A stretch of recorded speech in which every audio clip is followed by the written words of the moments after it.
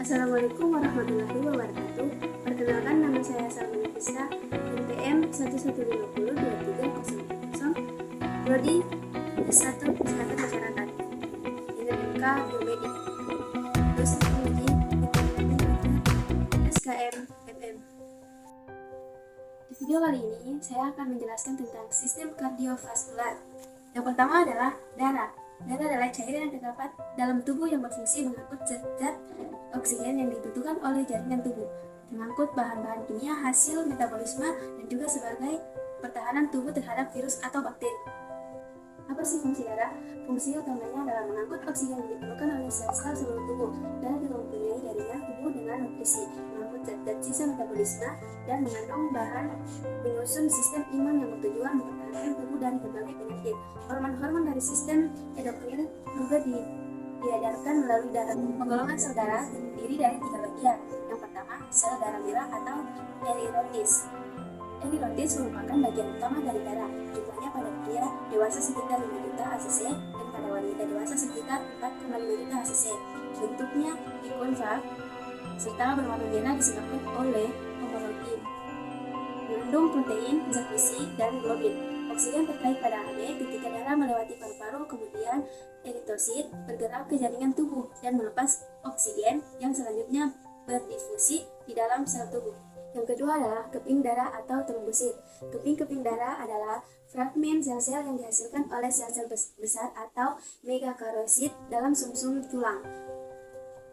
Trombosit terbentuk seperti cekaran atau lonjong dan berukuran 2 Keping-keping darah mempunyai umur hanya 8-10 hari. Secara normal dalam setiap mm3 darah terdapat 150-400 keping-keping darah. Yang ketiga, sel darah putih atau leukosit. Sel darah putih adalah sel yang membentuk komponen darah. Sel darah putih ini berfungsi untuk membantu tubuh melawan berbagai penyakit infeksi sebagai bagian dari sistem kekebalan tubuh. Sel darah putih tidak berwarna, memiliki inti, dapat bergerak secara amoeboid, dan dapat menembus titik kapiler atau diaphragmasis. Dalam keadaan normalnya terkandung 4x109 hingga 11x109 sel darah putih di dalam seliter darah manusia dewasa yang sehat, sekitar 7.000 sampai 25.000 sel per tetes. Dalam setiap mililiter kubik darah terdapat 6.000 sampai 10.000, rata-rata 8.000 sel darah putih.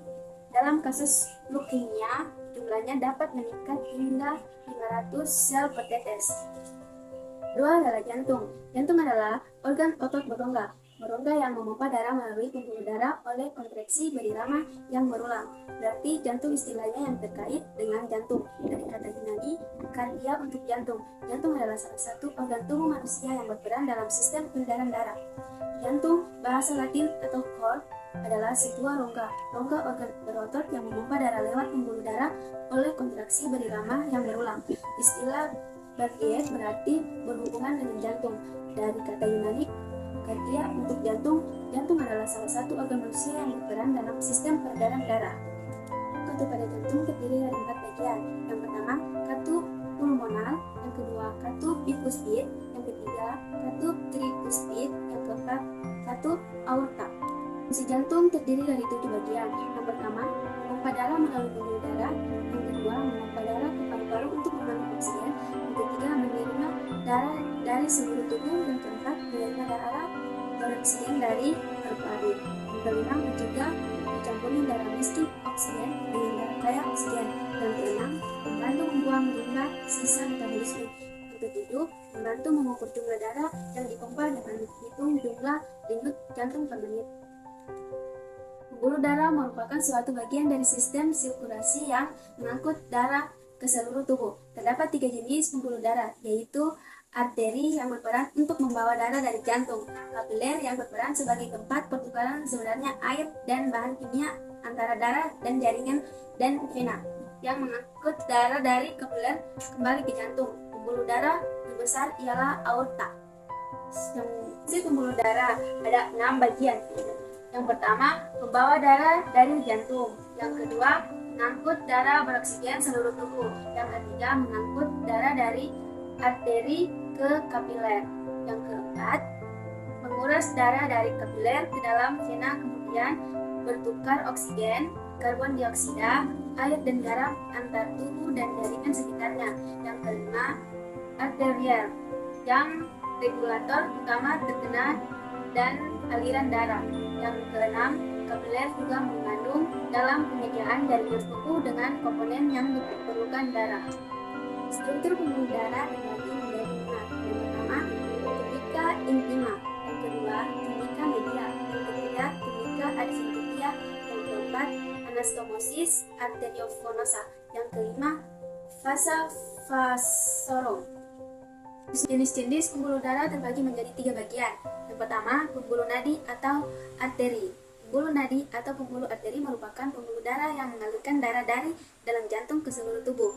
Pembuluh ini mengalirkan atau mengeluarkan darah dari jantung. Yang kedua, vena pembuluh balik.